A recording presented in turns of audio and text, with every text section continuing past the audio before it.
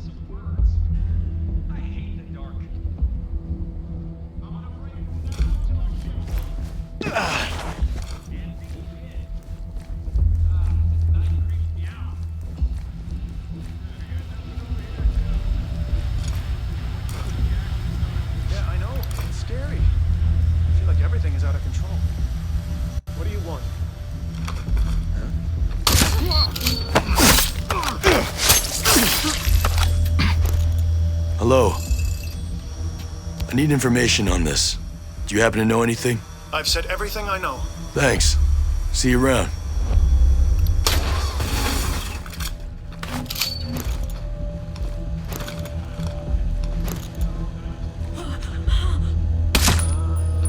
Whoa, that's strange.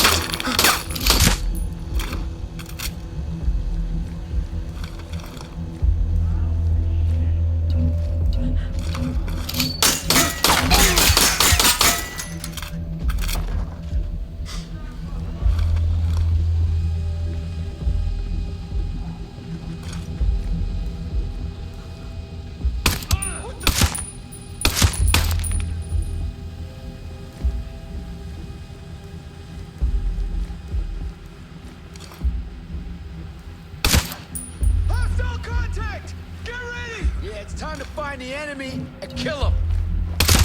I've had it with this shit. We're not gonna find anything. Shut your damn mouth and keep your eyes open.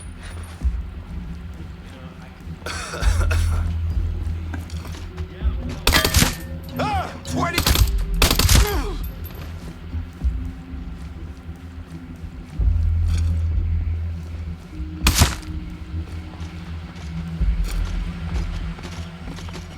Boy, oh boy.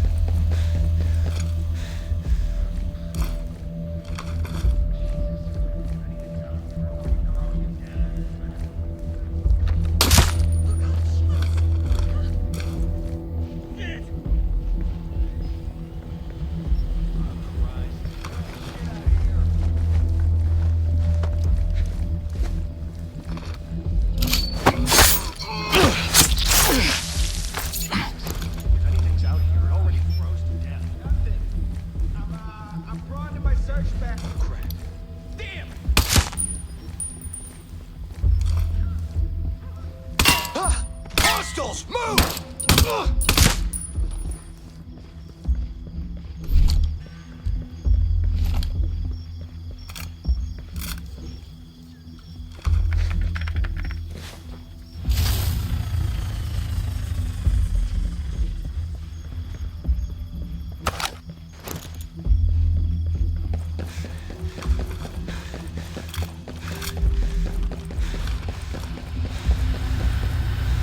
What the...